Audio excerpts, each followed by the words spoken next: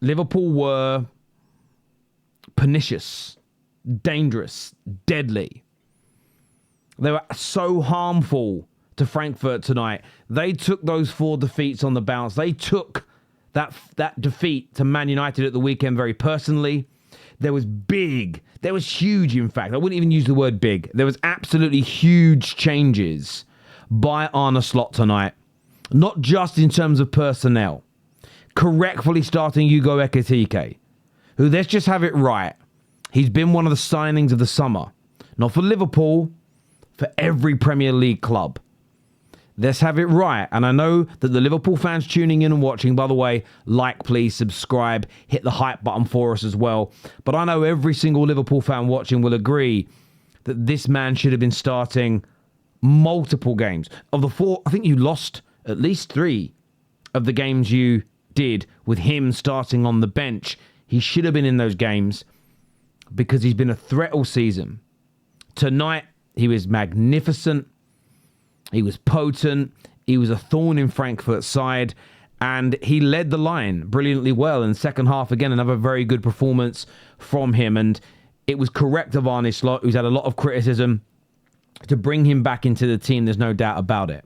What I also liked from Slot, and I'll put it up on the screen so you guys can see it, because it's easier sometimes to talk through this when you can see it. If we put the away line up on there. Now, it shows it on my screen because I don't do the graphics. It's a 4-4-2. Interestingly, Liverpool were lined up in a 4-4-2 when they were defending. And what they did tonight, it was a great tactical change from Slot. Yes, Frankfurt were more open than other teams they've played. But Conor Bradley and Robertson did get forward, but it was almost like a one up and one down at times, meaning there wasn't as much space to exploit between the centre-backs and the wide areas as we saw Manchester United, Crystal Palace as examples do.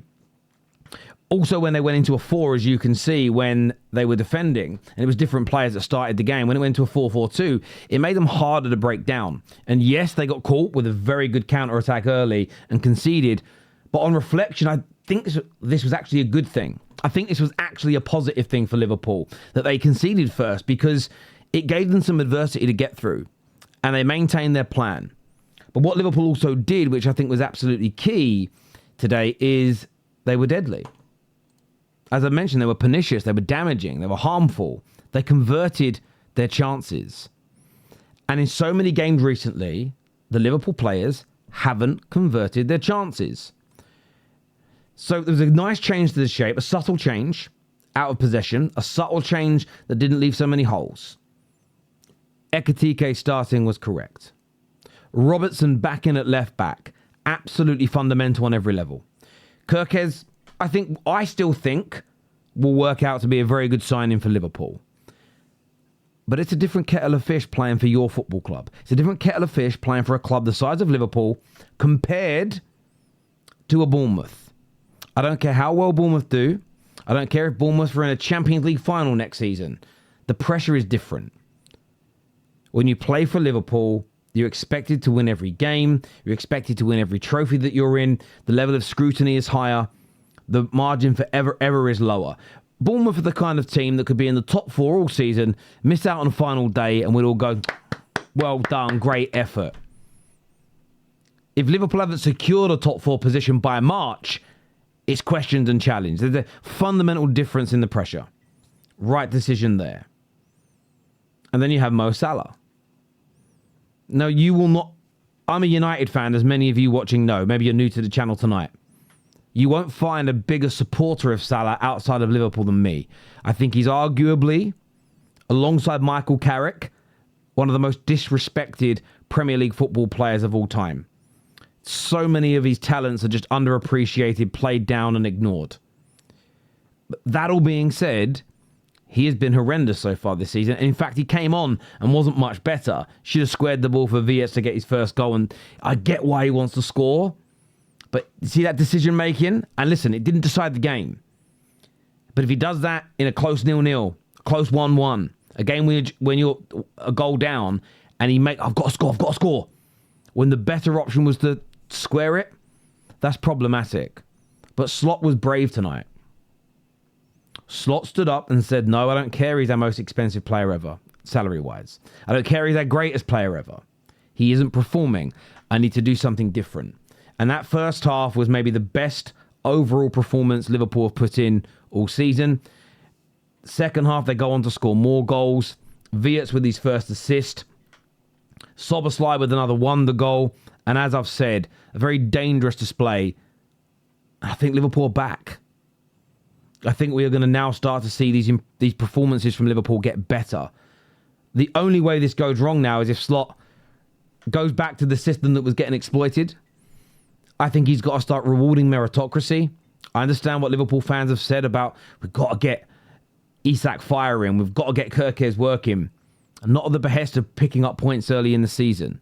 Your new signings have time to be bedded in, to come on from the bench, to have time out of the team. I mean, touching wood isn't bad for him. Does look like Isak's now out with an injury.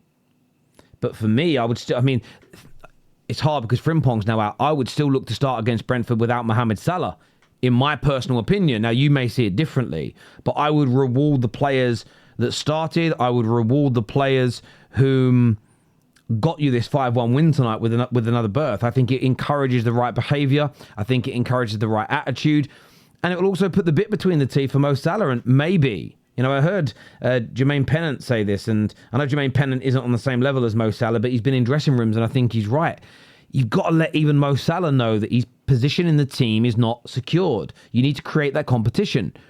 And it'll be interesting to see whether it be Chiesa comes into the team, whether it be a younger player. But Liverpool look very, very good tonight. And I did think maybe the most beautiful, maybe the most poetic, maybe the most impressive part of tonight was the set pieces. And I see Jamie Carragher tweet that when he's been moaning about set pieces, he was only talking about throw-in. He put a clip out where he was moaning about throw-ins and long balls. But we've certainly heard him moan about corners and set pieces in general. We've all heard him do that in the last year. And it was almost poetically, rustically, ironically beautiful that Liverpool's two most important goals in the game came from, again, very well taken set pieces. There is zero wrong with it. No matter how many you score, whether it's 3, 4, 5, 6, 7, it matters not. The important thing is to put the ball into the back of the net. It's an important part of a team's arsenal, and it always has been an important part of a team's arsenal to put the ball into the back of the net from set pieces. And there was just something, again, as a football fan, you're not going to see me call Liverpool out for scoring set pieces when I think they're an important part. I just don't do that. I just don't behave in that way. Liverpool, this is what I will say, Liverpool need more of them. Liverpool need more of them. There's no doubt about that whatsoever. In fact, do you know what's really funny? Do you know what's really, really funny? 52% of Arsenal's league goals this season have been from set pieces. Do you know that 50% of Liverpool's Champions League goals have been from set pieces? This is why when we all sit in... all football clubs are in this space. We sit in these things called glass houses. And we so regularly sit in these glass houses throwing stones. Don't. 4 set-piece goals for Liverpool now in the Champions League. 2 goals on the counter-attack, 2 goals from open play. So 50% of their goals from set pieces. And by the way, there is absolutely nothing wrong with that whatsoever. Zero wrong with Arsenal doing that whatsoever. It's correct. You want more. Listen, if you could forget the percentage, right? Forget the percentage. If you could score 20, 30, 40 goals from set pieces a season, do it. And with Van Dijk and Konate, you deliver crosses like that into the box, you can really punish teams. But overall, it was fantastic. And another really important statistic, and I say stat, I'm going to stop using the word stat because people like to laugh at them when they're stats. One of the most important facts tonight from the game is that Arsenal scored 5 goals from 18 shots in this match, okay? Which means 27% of their shots went in. Now, that's an astronomically high conversion rate on shots. It was actually 5 from 14 on target, which makes it higher depending on which fact you want to use. But as I pointed out, by the way, 11 big chances created. As I pointed out in the previous 4 games where they lost, there were so many chances in those football matches to score, and they didn't take them. That is also a key component. which was never for me on the manager. And what it did is Frankfurt started well tonight. Liverpool then took over. Frankfurt scored against a run of play. Had Liverpool not got a goal back, had Ekitike missed that chance, had those corners been poorly taken, and they go in at half-time 1-0 down, there's no knowing the confidence of Frankfurt coming out for the second half. Do Liverpool start feeling that pressure? Does it make it harder for them? Converting chances and converting your opportunities. Yes, shape and system and defensive errors and stuff. All these things, right, can damage and hurt you in a game. But scoring goals is so fundamental. And tonight, Liverpool have gone from a 4% conversion rate in their last 4 games to 27% tonight. Okay?